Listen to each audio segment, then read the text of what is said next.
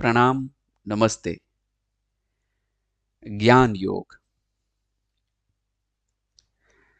वास्तव में सही और शुद्ध ज्ञान योग शुरू होता है आत्मज्ञान होने के बाद, यानी कि स्वयं के मूल स्वरूप का भान हो, तब उनके बाद ज्ञान योग शुरू होता है।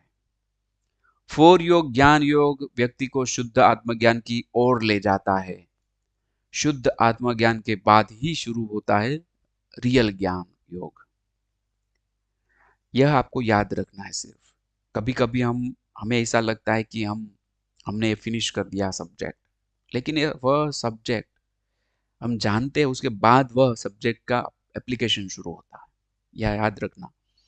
तो ज्ञान योग हम जो जानने के लिए जा रहे हैं वो प्रीफेस है पूरा। आत्मज्ञान होने के बाद सही ज्ञान योग कहलाता है आत्मा में स्थिर होकर परमात्मा को में मिलना, मर्ज हो जाना। वह लास्ट एंड है ज्ञान योग का। लेकिन हम वहां तक पहुंचने के लिए ज्ञान योग जानेंगे। ज्ञान योग के 3 चरण हैं: श्रवण और पढ़ना, मनन चिंतन, निधिध्यासन यानी ज्ञान साक्षात्कार, जीवन मुक्ति।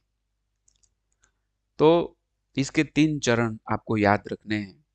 श्रवण यानी सुनना, और पढ़ना, उसका पठन करना, वांचन करना। जो भी श्रवण किया है, जो भी पढ़ते हैं, उसका मन में ही विचार करना, चिंतन करना। निधि ध्यासन यानी वह अनुभूति में आता है, वह सही लगता है कि नहीं, यह फैक्ट है। तो यह हुआ 3 चरण। ज्ञान योग अल्टीमेट जो ज्ञान योग है वह है आत्मा परमात्मा का मिलन। मनुष्य जीवन का अंतिम लक्ष्य लिबरेशन, शाश्वत सुख, स्वतंत्र सुख, बिना किसी आधार का निरवलंब सुख, संपूर्ण स्वतंत्रता, परम आनंद की स्थिति, संपूर्ण जागरूकता, आनंदमय कोश। यह सारे ज्ञान योग के लक्षण, यह सारा ज्ञान योग है।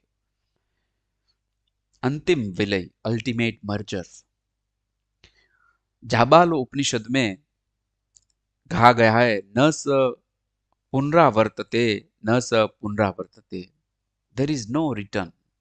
यानी जो जन्म मृत्यु का जो साइकिल है व्यक्ति का, जो कर्म के अधीन है, उसमें से मुक्ति यानी जन्म न हो, लास्ट मृत्यु हो, उसके बाद जन्म ही न हो।